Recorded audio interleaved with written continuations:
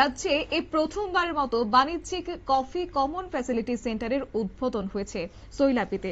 কৈলাসহর মহকুমার গৌরনগর ব্লকের অধীন ঊনকোটি এডিসি ভিলেজের সৈলাপি এলাকায় শনিবার দুপুর নাগাদ রাজ্যে প্রথম বাণিজ্যিক কফি কমন ফ্যাসিলিটি সেন্টারের আনুষ্ঠানিক উদ্বোধন হয়। গ্রোয়িং সিড সংস্থার উদ্যোগে এবং SIDBI এর আগরতলা শাখার সহযোগিতায় গড়ে ওঠা এই আধুনিক ইউনিটকে ত্রিপুরার কফি শিল্পের নতুন দিগন্ত হিসেবে দেখা হচ্ছে। অনুষ্ঠানে প্রধান উদ্বোধক হিসেবে উপস্থিত ছিলেন ত্রিপুরা সরকারের যুব কল্যাণ ও ক্রীড়া এবং সমাজ কল্যাণ ও শ্রম দপ্তরের মন্ত্রী টিঙ্কু রায়।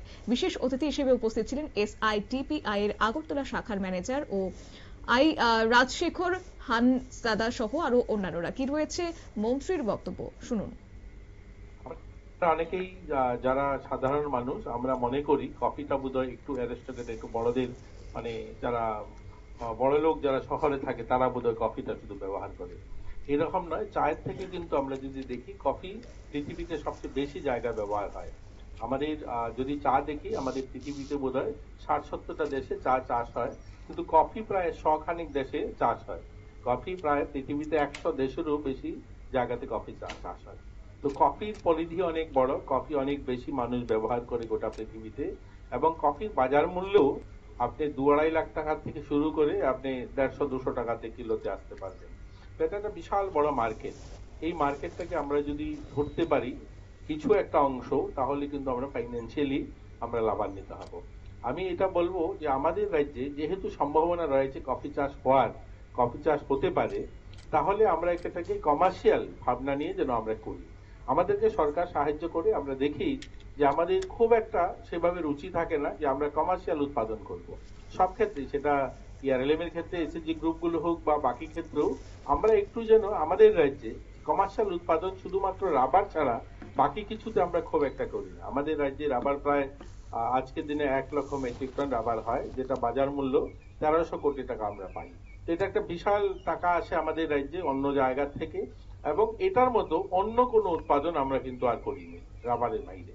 কিন্তু করার যেহেতু এটা সম্ভাবনা আছে, যেহেতু এটা হয় এখানে, তাহলে এটাকে যদি আমরা সবাই মনোযোগ দিয়ে করি। আর সরকারের আমি শুনলাম, আমি যিনি কফি বোর্ড থেকে এসেছেন ওনার থেকে কথা বলে, যে অনেকগুলো সাবসিডি রয়েছে। আমরা যখন প্ল্যান্টেশন করি, সেই গাছে চারা লাগানোর থেকে শুরু করে একদম এটাকে বাঁচিয়ে রাখা, সেটাকে তত্ত্বাবধান করা, সেই জলের ব্যবস্থা, সবকিছুতে সাবসিডি রয়েছে। সব জায়গাতে ওনারা সাহায্য করছে, তাহলে আমরা কেন করব না? আর যেহেতু পরিবেশ রয়েছে এখানে, যেহেতু হওয়ার একটা সম্ভাবনা রয়েছে, তাহলে আমরা করতে পারি। শুধু মনোযোগ দিয়ে করতে হবে যে আমরা আমাদেরকে আত্মনির্ভর করতে চাই, আমরা নিজের পায়ে দাঁড়াতে চাই।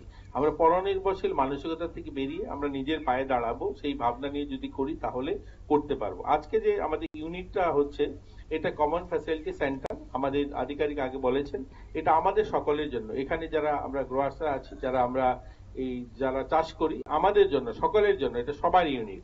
আমরা সকলে মিলে এটাকে করতে পারবো। আর এই যে কমন ফ্যাসিলিটি সেন্টার, অর্থাৎ ত্রিপুরায় কফি চাষের বিরাট সম্ভাবনা রয়েছে। রাজ্যের কফি চাষকে বাণিজ্যিক শিল্পে রূপান্তরিত করতে এই CFC গুরুত্বপূর্ণ ভূমিকা পালন করবে।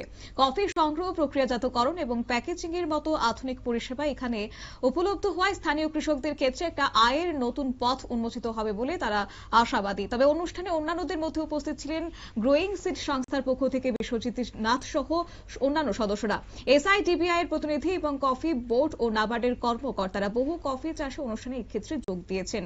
তবে বক্তব্য রাখতে গিয়ে আজকে মন্ত্রী টিঙ্কু রায় বলেন, কফি চাষকে বাণিজ্যিক মাত্রায় উন্নতি করতে পারলে চাষিরা অনেকটাই লাভবান হবে বলেও তিনি কিন্তু আশা প্রকাশ করেছেন। নিয়ে নিচ্ছি ছোট্ট একটি বিজ্ঞাপন বিরতি, সঙ্গে থাকুন।